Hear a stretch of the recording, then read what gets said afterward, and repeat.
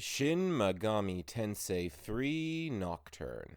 My and many others' personal favorite entry in the Megaten series as a whole, and arguably the greatest trailblazer when it comes to defining the golden age of Atlas. Its influence can be felt in the attempts of 4 Apocalypse and 5 to try and mimic what had made it so iconic to fans, and its lasting appeal apparent in the upcoming concert to be held in May as part of the 30th anniversary. I've been wanting to gush about this game for a while, and unfortunately, this video is not that opportunity. Given its early release in the 2000s, and with all other games on the PS2 made with the same engine, most of the demons that appeared in Nocturne would go on to appear throughout the era, including P3 and 4, and continue to do so well into the modern day. An easy example is Kaneko-sensei's most iconic Angel first appearing in this game and retaining this appearance for all of the Neo Persona games, as well as more recently Soul Hackers 2. As such, I've loosened the rules slightly for this list. The only limitations for a demon to appear is that 1. It cannot be a unique boss design like Ahriman, Noah, or Baal Avatar. 2. They obviously must originate from this game. And 3. They cannot have appeared in Persona previously. However, any other game and the recency of said game are non-factors. And so without further ado, let us begin the list. Datsue-ba is not a demon that I particularly like, be it her design or mythology, but she deserves a spot on this list because she is one of the few Kaneko designs that was never used in-game, and with her scant appearances has been a design from the legendary artist gone unrecognized. Her Nocturne model is merely a tweaked and recolored version of Yomotsu Shikome, instead of one that actually resembles Kaneko-sensei's drawing. Said design is on screen now, a shrill hag whose snow-white clothing contrasts her corpse-colored skin, which is a simple but fitting interpretation of a demon connected to death and the Japanese underworld.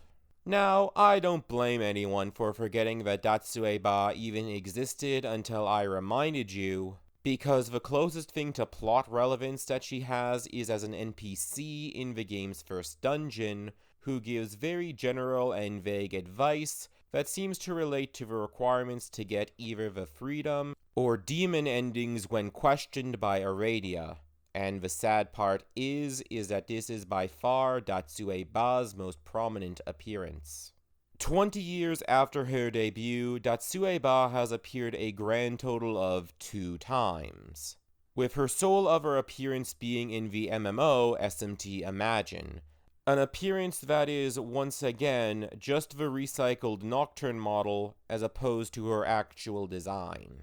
Now, the reason for this design going unused in favor of a modified model of a different demon has never been stated definitively to my knowledge, but it could stem from either budgetary limitations, particularly for a demon this detailed, and yet without any plot significance, or time constraints as Nocturne's troubled development caused the bulk of the game to be made in the year prior to its release. What's more is that it's not like the sprites and models in previous and future games were always faithful to Kaneko-sensei's artwork either, as sometimes a recolor was used, once again, likely to save time or money on the game's development, or because of hardware restrictions in the 90s. Nevertheless, just the fact that there is a Kaneko design that was unused, despite the demon appearing in one of the most acclaimed games in the franchise, is something to behold, and deserves to be taken note of. Hence why the thumbnail uses Datsue-ba. As I mentioned when I covered Fionn McCool in my list for demons from SMT5, as someone with Irish heritage from both sides of my family, Irish mythology is one of my personal favorites to see included, And one Irish demon from Nocturne that hasn't exactly been prominent across the franchise is Fomor. To quickly go over the mythology, the Fomor or Fomorians are essentially the Irish equivalents to the Titans. The beings that ruled before the Tuatha De Danann, much like how the Titans ruled before the Olympians in Greco-Roman mythology. And as with Titan, Fomor is essentially said people made manifest as a specific demon. The big difference is that while titans like Saturnus and Prometheus have appeared as individual demons, no individual Fomorians have appeared as distinct beings in the series to date. At least as far as I can tell, scrolling through the category on the wiki. If I am being honest, I would prefer that specific Fomorians get specific designs, but since that's not what this list is about, I'll take Fomor as is. Yes, I am complaining about the lack of Fomorian representation in SMT, but that doesn't mean that this design is bad by any stretch, or that it doesn't deserve this slot on this list.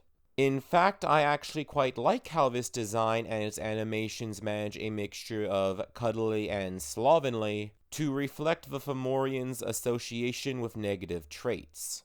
It's a perfect design for a plushie, in my opinion. Gozu Tenno is probably the biggest enigma within Nocturne, and perhaps SMT as a whole.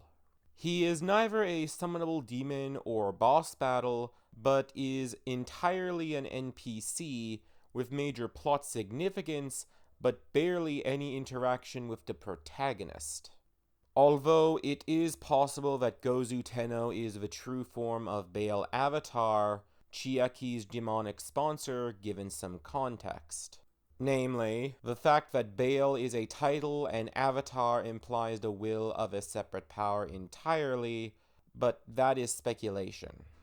Equally bizarre is that Gozu Tenno has made no physical appearances since Nocturne, but was mentioned in both SMT 4 and 5, the latter mentioned by a Mimon only, and the former as a bait and switch for Beelzebub. Technically speaking, Gozu Tenno stretches the rules like never before, as an earlier interpretation did make an appearance in Megami Ibanroku Persona. However, I am still counting Gozu Tenno because that appearance didn't use this design.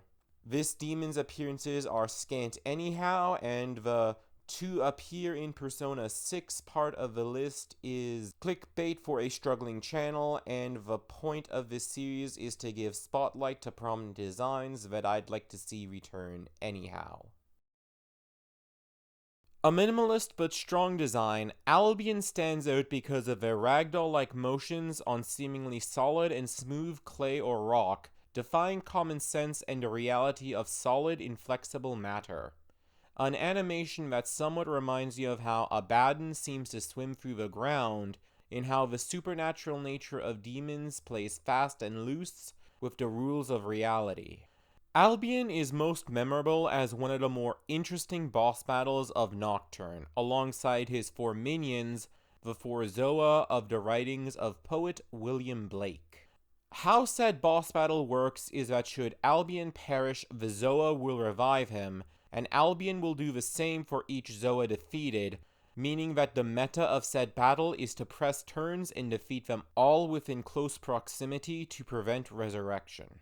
Each of the Zoa are weak to and reflect a specific element, while Albion has no weaknesses or resistances outside of instadeaths and ailments, which is shared with the Zoa. Meaning that this is a boss battle that prioritizes single target magic spells and the proper management of and targeting of these spells in order to be effective, and it's downright surprising that a similar battle hasn't happened since Nocturne. One of my biggest complaints about SMT4 is that the game overcompensates the press turn system, giving numerous demons who previously didn't have a weakness to exploit, resulting in a lot of boss battles to blend together, since the strategy of finding which element the boss is weak to and using that to press turns being the most efficient strategy in almost every boss battle. which made a lot feel indistinguishable from each other, with few exceptions like Minotaur standing out all the more because of it, and having a battle constructed like Albion's would have gone a long way to alleviate this issue. Speaking of Albion and that specific boss battle that I love so much, the next spot is going to go to the above mentioned Forzoa, who I like for the same reasons as Albion and appreciate their colors more than a dull beige, which is my only gripe with Albion's design, especially when compared to the semi-crystalline Kelly green, blood red, obsidian black, and especially the topaz yellow. This, when combined with the right textures to a 3D model akin to Odin's crystal ball gut, could make these demons really shine on the grounds of being gemstones made manifest alone as opposed to the more plastic-like textures of Nocturne. Even if they are more supposed to be individual aspects of Albion, the primordial man, separated into individual components rather than gemstones. But as I've laid out in previous videos, nothing stops these older designs from being reused in newer, more fitting ones, and with the introduction of treasure demons, these designs could very well become the Black Orlov, the Black Prince's Ruby, the Sansi Diamond, and the Emerald Tablet, respectively. I'd personally really love to see a battle akin to Albion and the Zoa in a Persona game, given the one more and baton pass mechanics that could make it truly memorable, just like Albion and the Zoa's appearance in Nocturne. Because of the extremely few candidates there were to even make this list, and trying to lessen the rules as little as possible, I'm afraid that there won't be any honorable mentions this time round. Instead, we're going to go right into our final demon for this list, Karasu Tengu. Nocturne introduced the Transfiguration mechanic into mainline SMT, which is basically SMT's answer to Pokemon's evolution, and certain demons seem to have been designed with this mechanic in mind. One of the most notable is Cuchulainn, evolving from Setanta, a demon based off of the Hound of Ulster's birth name. Another trio of demons who seem to have been designed with this mechanic in mind are three of the types of Tengu present in Japanese mythology. Before Nocturne, Tengu was a singular demon that was the manifestation of all types of Tengu, but seemingly with the intent to have some demons evolve into stronger ones. This trio was introduced as a 3-stage evolutionary line, which basically replaced Tengu completely and continues to do so. Surprisingly, while both Koppa Tengu and Kurama Tengu have had a decent number of appearances, Neo Persona included, Karasu Tengu is noticeably absent not only in Persona, but in many games where the other two have appeared.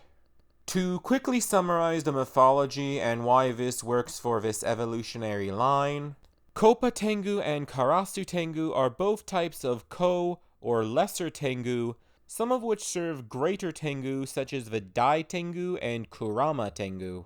Sojobo, the king of Tengu and mentor to Minamoto no Yoshitsune, is one of the Kurama Tengu.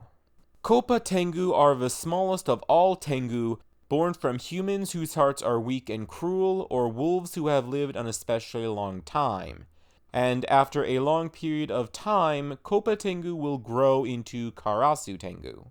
This was in fact the only transfiguration that was retained from Nocturne into SMT4, whereas all other evolutions were replaced with special fusions, and the new evolutionary lines that 4 did have were significantly less sensible and faithful with regards to mythology, such as Incubus evolving into Succubus.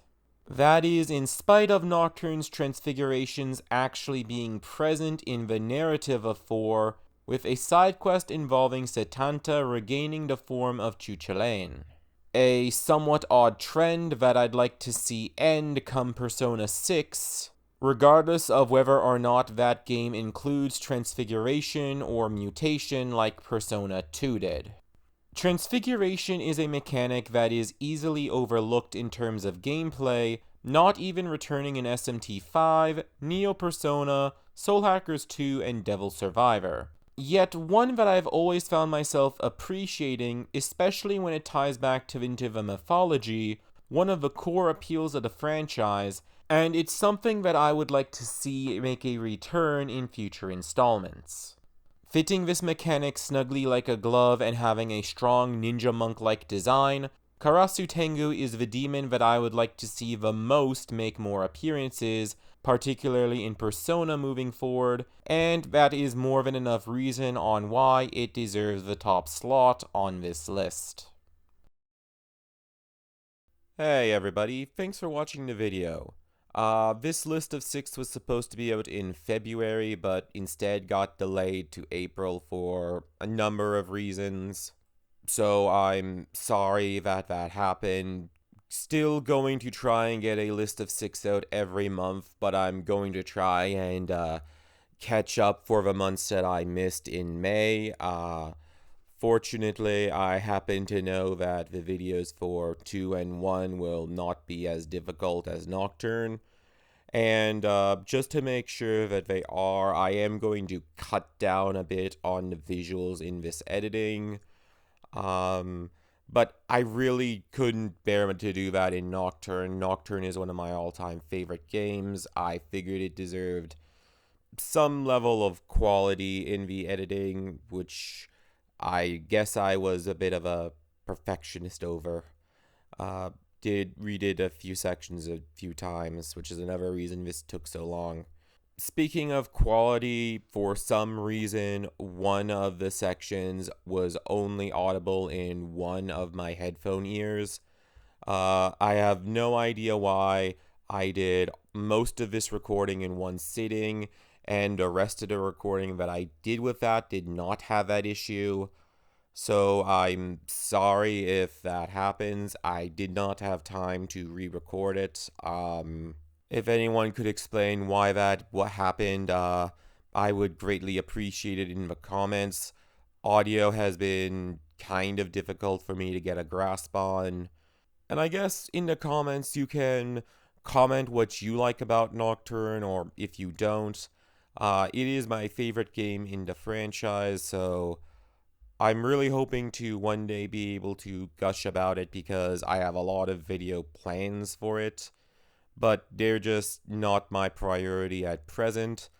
I am going to try and ramp up production in May with other smaller scale videos to get out, and I do know that the first SMT concert is approaching, and if there's some announcement there, I will make a video just commenting on that. So I guess I will see you like possibly as soon as a few days, given how close this video is releasing to said concert. Yeah, that about does it. Have a great week. I will see you then.